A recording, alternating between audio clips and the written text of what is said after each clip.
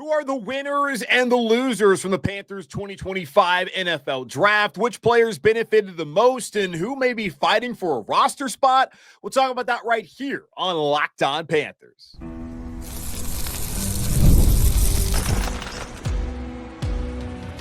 You are Locked On Panthers, your daily Carolina Panthers podcast. Part of the Locked On Podcast Network, your team every day. Welcome into another edition of the Locked On Panthers podcast, a part of the Locked On Podcast Network. I'm your host, as always, Julian Council, talking Carolina Panthers with you every Monday, Tuesday, Wednesday, Thursday, and yes, of course, Friday, your team every day. That's our motto here on the Locked On Podcast Network. Thanks for watching the show right here on YouTube and listening wherever you listen to your favorite podcast. Be sure to follow me, Julian Council, over on Twitter and Blue Sky at Julian Council, because I'm back on Friday answering your weekly Friday mailbag questions here on the show. The way to get those questions in is by either adding me or DMing me over on Twitter at Julian Council, or adding me over on Blue Sky, also at Julian Council, to get your questions in for this week's edition of the weekly Friday mailbag right here on Locked On Panthers. This episode of Locked On Panthers is brought to you by the Amazon Fire TV Stick 4K. Turn any TV into your Xbox, no console needed. Head to Amazon.com/Fire TV Locked On to learn more. We're talking more about the draft here, reacting to the Panthers 2025 NFL draft class. And today we're going to look at the winners and the losers from the Panthers draft. Now we're focusing in on returning players. Obviously, every guy that was drafted by Carolina, all 8 of them, they're winners because they're now Carolina Panthers and they got drafted. Their dreams have all come true. But we're looking at the guys who are coming back from last year, whose positions may have been enhanced by the draft picks, or their positions may actually be on the line because of the selections. And while we all out there as the media and as fans love the draft, I'm guessing that players hate the draft because all teams are doing is trying to find their eventual replacements. I don't necessarily find that to be the happiest times for returning players, but obviously making the team better is important and something that we're all interested in throughout the offseason. So let's focus first on the positive and focus on the winners. Got 3 guys I'm looking at in particular who I think are winners coming off of this year's draft. Number 1, got to be Bryce Young, right? Bryce Young now gets 4 new playmakers. He gets Tetairoa McMillan, 8th overall, arguably the best wide receiver in this draft class. You look at the last couple of years, and I know I brought this up a couple of times already, but not everybody watches every show. Not everybody listens to every show. So just repeating myself a little bit here, but still, like, I want to add emphasis to this. You look at what Tet McMillan did in 3 years at Arizona: 213 receptions, 3,423 yards, 26 touchdowns. You put those numbers up against any other receiver the last couple of years, he has been one of the best. PFF had him with the 3rd best rating over the last couple of seasons in college. Put him right there with Marvin Harrison Jr., who was taken in the top 5 last year by Arizona. Rome Odunze was taken in the top 10 by the Bears. Malik Neighbors also taken in the top 10 by the Giants. Look at those guys, what they did in college, and look what Tet McMillan did. And the Panthers have one of their own, a potential number 1 receiver, hopefully here in Carolina moving forward. And Bryce Young gets that. I looked at the receiver core heading into the draft, and while I like Adam Thielen, what he's done so far, I can see the potential in Xavier Legette. I can see the potential in Jalen Coker and David Moore coming off of a good season. That was nice. None of those guys are to a point where they're really scaring anybody. And certainly that could change after the season if Xavier Legette takes the next step that a lot of people, including Dave Canales, believes he can take here in 2025. But they needed more. They needed what I believe was a true alpha, true number 1. And with the 8th overall pick, they stuck to their board, and they possibly got that in Tet McMillan. They also got Trevor Etienne in the 4th round. He's somebody who can be a part of that backfield for the years to come, as he'll be probably primarily a 3rd down back this year. He can also be a part of the return game, but he adds an element of speed to the offense. Mitchell Evans is another pass-catching tight end on the roster. Back-to-back drafts, the Panthers have addressed tight end by getting a true pass catcher. Last year was JT Sanders. This year it's Mitchell Evans from Notre Dame. And then Jimmy Horn Jr., who I thought was really good the last couple of years at Colorado. Did he have the numbers that Heisman Trophy winner and number 2 overall pick Travis Hunter put up? Of course not. But was he a key part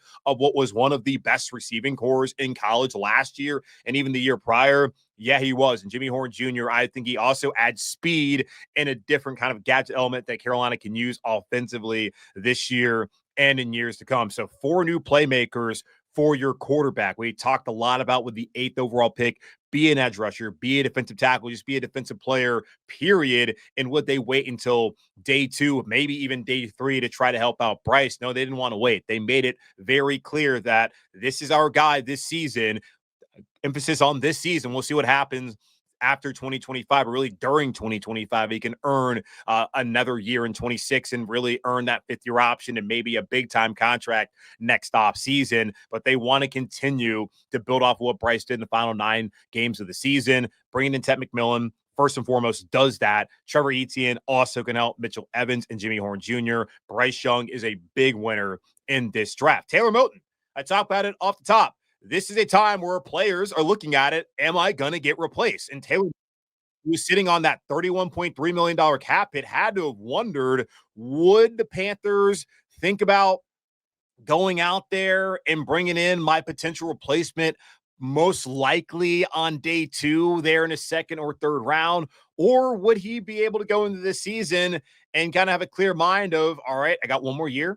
I'm going to play hard, going to do my best, and then we'll see how things pan out at the end of the day. The Panthers did not take an offensive tackle. They didn't take an offensive lineman, period, in this draft, which means Taylor Moton is going to play out the last year as a starting right tackle. And heading into the season, he kind of has leverage.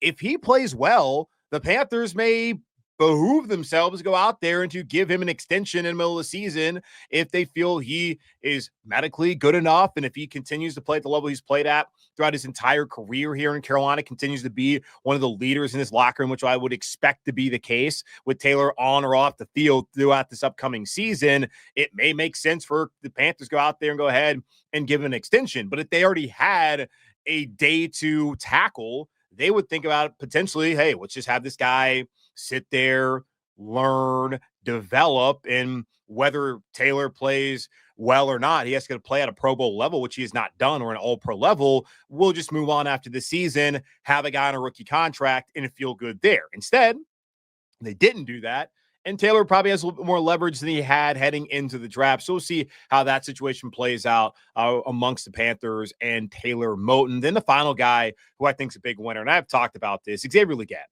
I did not love the pick last year because I just looked at his career at South Carolina and I wondered, how long is it going to take him to take off in the NFL? Because in Columbia, his first 4 years down there, he had 42 receptions, 423 yards, and 5 touchdowns. And I understand losing his parents. I don't really understand because I've never been in that situation. And one day I'll be in that situation, but it will not be the same one that he was in, losing his parents there in high school, not having them during his formative years of college, such an important time in his life, to be there to cheer him on and to get to the NFL, to not have them. I can't sit here and understand. Like, I have empathy for him having gone through that, and for anybody who's also gone through that, no matter what was going on in their lives, whether they were going to the NFL or not. I feel for all the people who've had to go through that. So I can understand that that could be a possible deterrent for him to having the kind of early breakout down there. He had some injuries. There was like this scooter accident that he got in that they gave him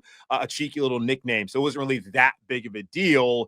And then the quarterback play wasn't great until his final 2 years. There was Spencer Rattler, who's now in division down there in New Orleans. There was different receiver coaches, a lot of things that like are reasons, but also can be looked at as excuses. And no, his parents dying is not an excuse. It certainly would be a part of the reasons. The rest of them can be looked more as excuses. But his final year, he blew up. 71 receptions, 1,255 yards, 7 touchdowns.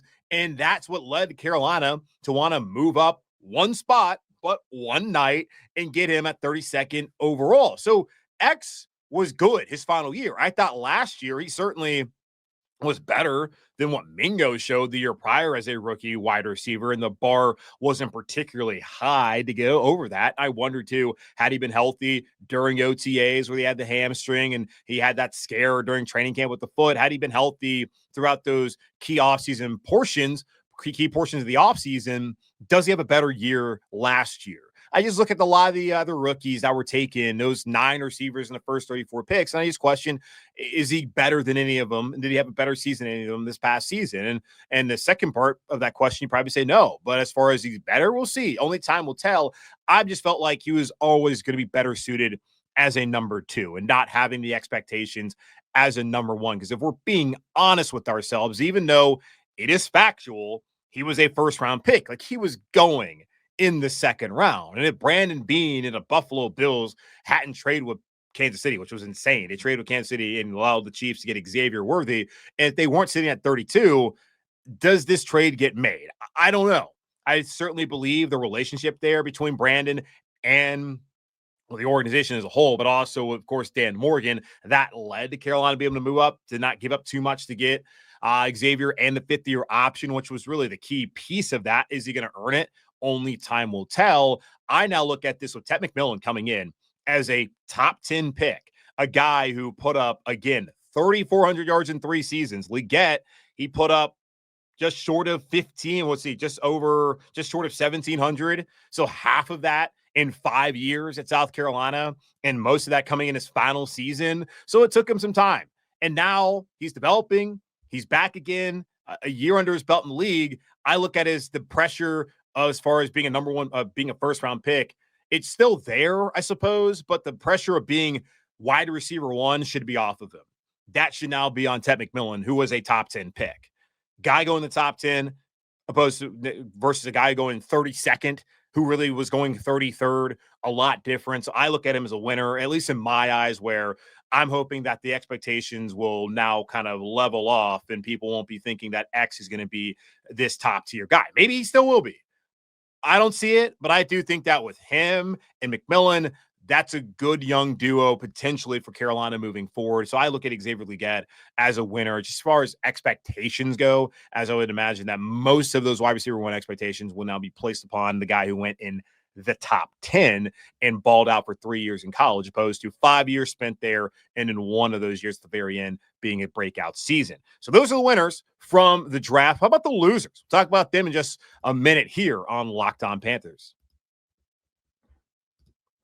There's nothing like the atmosphere of an NBA playoff game. Every bucket, every defensive stop, every moment feels huge. It's electric in the arena, and with Game Time, you can be part of it without the stress of last-minute ticket hunting. Game Time makes it fast and easy to get playoff tickets, even when demand is sky high. Prices on the app actually go down as tip-off gets closer, and their last-minute deals can save you up to 60%. Game Time's all-in pricing means no surprise fees at checkout. What you see is what you pay. Take the guesswork out of buying tickets with Game Time. Download the Game Time app, create an account, and use code LOCKEDONNFL for $20 off your first purchase. Terms apply. Again, create an account and redeem code LOCKEDONNFL for $20 off. Download Game Time today. Last minute tickets, lowest price guaranteed.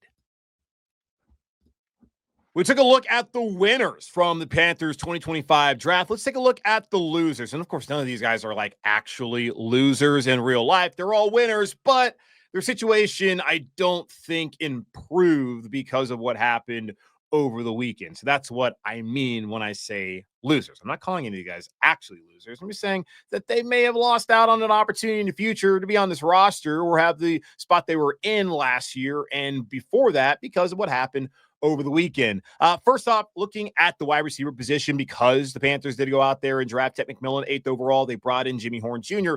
That calls into question what the future holds for Jalen Coker as a second-year player and undrafted free agent. As we all know from Holy Cross last year, did not make the team originally. Then later on was on the practice squad, was able to clear waivers, and then he was able to end up being an impact player down the stretch for them. Missed a couple of weeks of an injury. But I thought overall, you got everything you would want to get out of Jalen Coker, considering the money they had given him as a UDFA, and then he did not make the roster, but you kept him around, fortunately, and you were able to develop him behind the scenes, which I think a lot of teams want to do, is that they want to get these guys who may have some of like the physical traits, but not exactly be what you're looking for as a draft pick. And we are seeing some of these undrafted guys, even this year, are getting more money than the guys who were taken in the 6th or 7th round. So there could be a benefit actually to going undrafted. And Jalen Coker is kind of one of those examples where, yeah, he didn't make the team originally, but he still was able to stick around and have an impact last year. But now that they brought in another receiver, and this being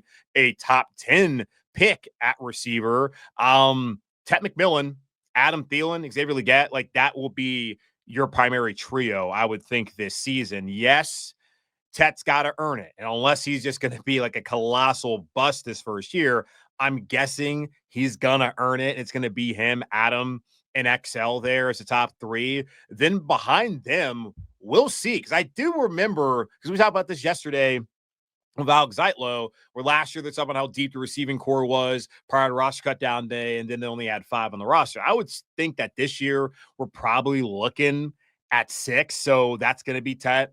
That's going to be Adam. That's going to be XL. I feel like David Moore will probably be fine because of his relationship with the staff and the special teams nature of it. But then like Coker, he's fighting for a spot. Jimmy Horn Jr. will be fighting for a spot as he adds youth and speed. Hunter Renfrow, who the Panthers, they just went out there and they signed him, I believe it was on Sunday.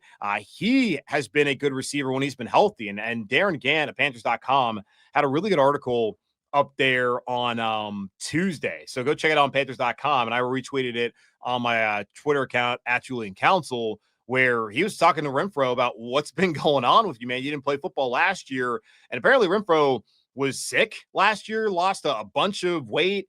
And because, yeah, the diagnosis, like an autoimmune condition, ulcerative colitis, which left him with weight loss, fatigue, and high fever. So looks like he's got that thing under wraps and he's closer to his playing weight. He's at 187. He wants to be at 185, so only 2 pounds over. But he's now back home in the Carolinas. I believe he's like from Myrtle Beach. So good to have him on the roster. And we talk about trying to find an Adam Thielen replacement. I don't really look at Tech being that. I think he can be that X. And then you got Xavier playing the Z. And then maybe we can find Adam Thielen will be that slot for them moving forward. So I think they got better there, but that's going to make it difficult for Jalen Coker and David Moore, as those guys. David is a vet, Jalen's still young on this team and in the league. And I don't think Carolina wants to risk cutting him again. Like, I don't think he's necessarily at risk at being cut. I just didn't look at his opportunities may not be what they were going to be, at least as what they appeared to be before the draft. So Tet, Adam Thielen, XL, those 3. And then,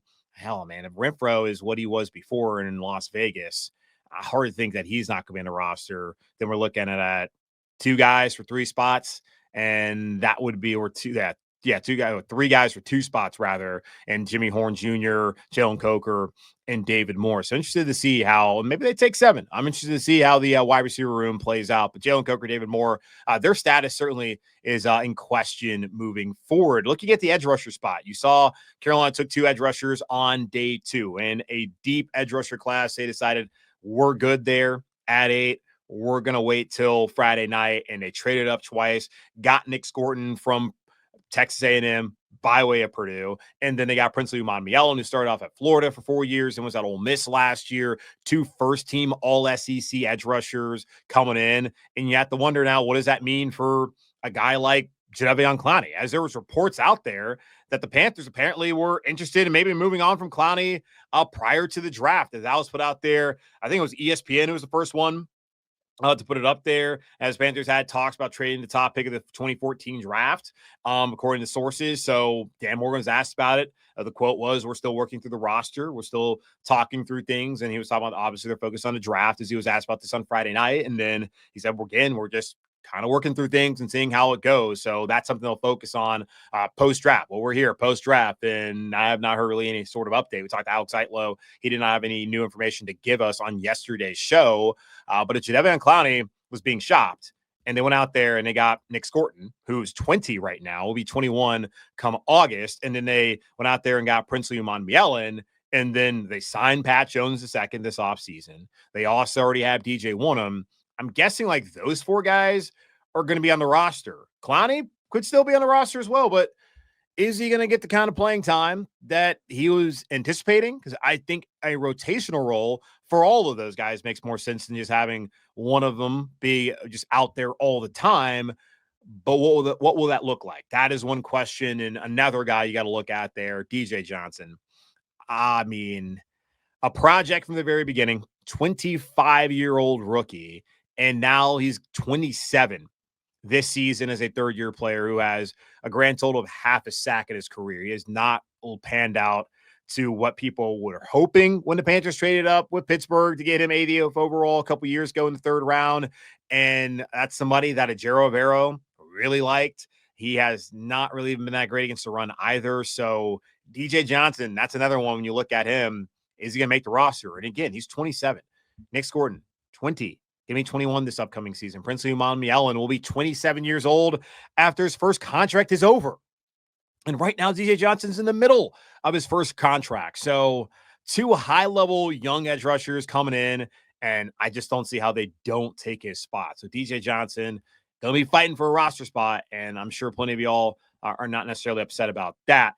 Running back, looking at that spot with Trevor Etienne coming in, Jonathan Brooks and Raheem Blackshear, two guys I'm very curious to see how things work out for them. We'll start with the latter. Raheem Blackshear probably more in danger. Like, I don't think Jonathan Brooks is in danger. We talked to Alex Zilo yesterday of the Observer, and he was saying he didn't really think the drafting of Etienne said much about how Carolina feels about Jonathan Brooks. So I guess suppose we are starting with Brooks. But with Brooks, maybe it's a insurance policy drafting Trevor Etienne in case that he doesn't get back to the player that the Panthers were hoping to get out of Texas after drafting him last year, knowing that he had the knee issue, then doing it again with the torn ACL in the same knee. Really unfortunate.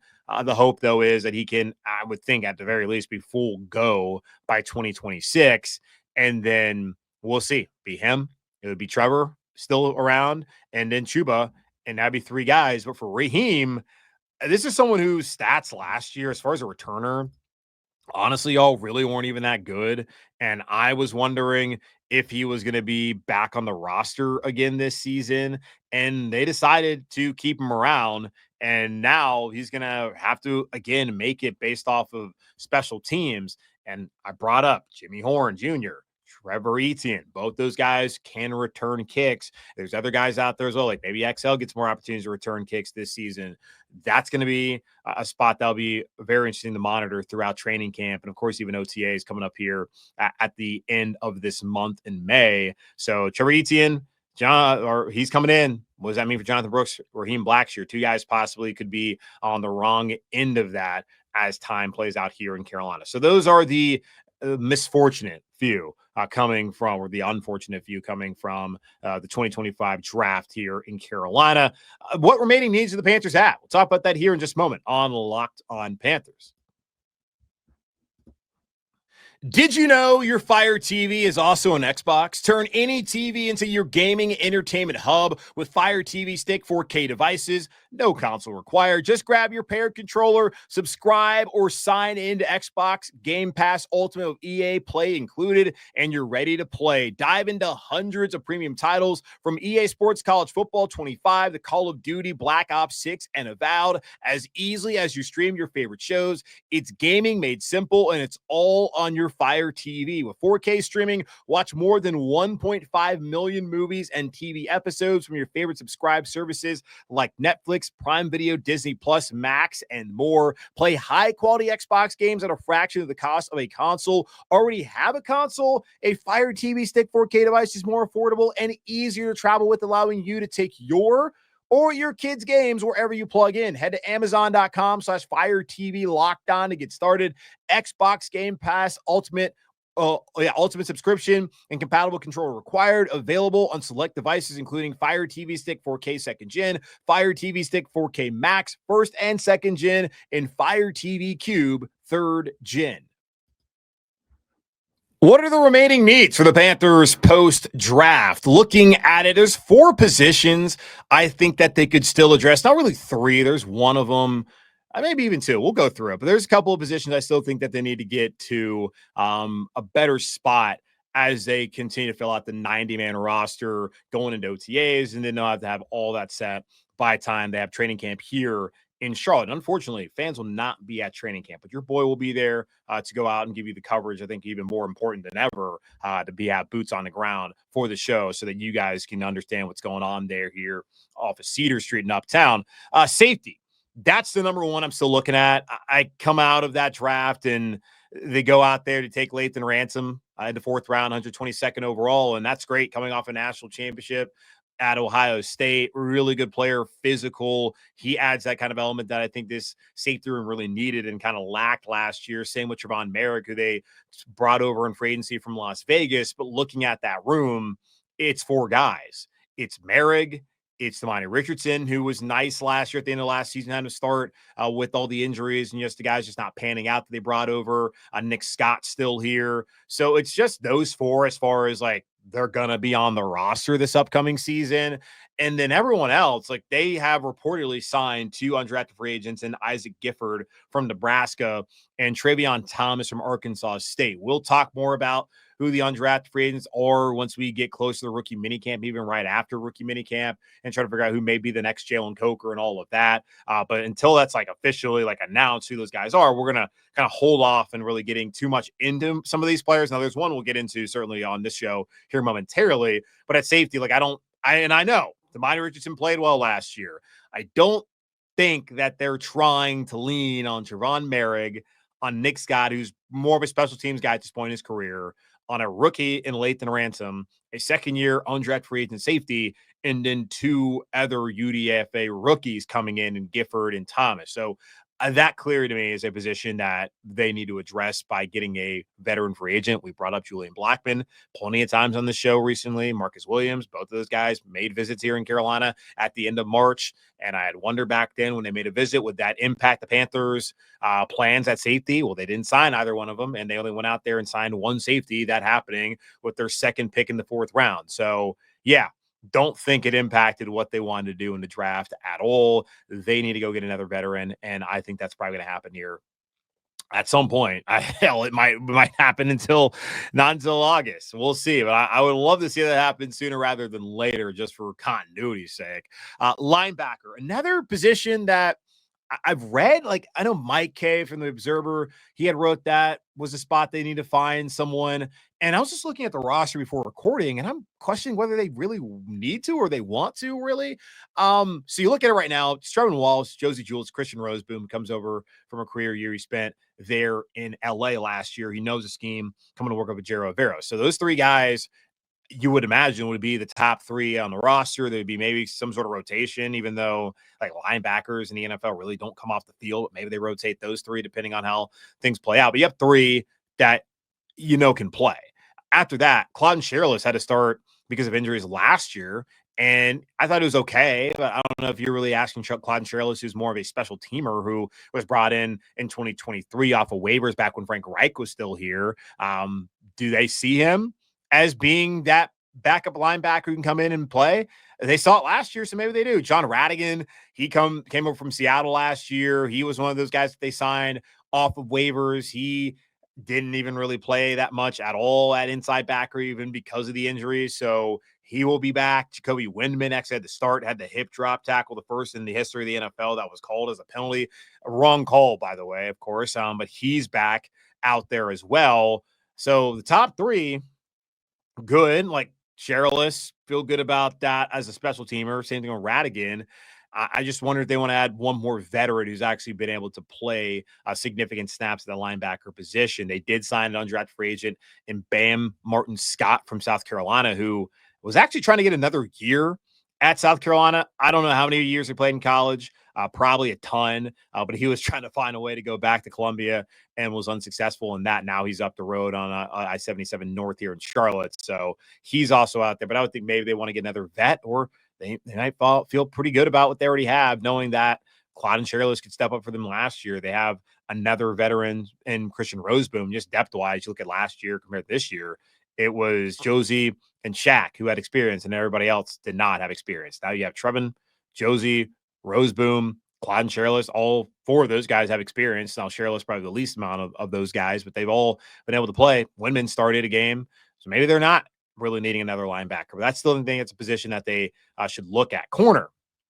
Looking at the depth chart right now, you got J.C. Horn, Mike Jackson, both on the outside. Shaw Smith-Wade would have him at nickel. And then behind them, Caleb Evans, who had to start week 18, who apparently they like him. I've said this a couple of times now, but apparently that's the guy that the Panthers are really interested in. Shamar Bartholomew, who they brought off of waivers last year. He did not really play much until that week 18 game when Evans got injured there up in Atlanta or down in Atlanta, however you want to look at it. MJ Devonshire, who played at Pitt, he is here on the roster now. I believe they signed him to a futures contract this off season. I would have been fine seeing them go out there and draft a younger player. Though Quincy Riley is someone who came up yesterday in my conversation with Alex, as he was a top 30 visit from Louisville, and the Panthers stuck to their board, didn't take him.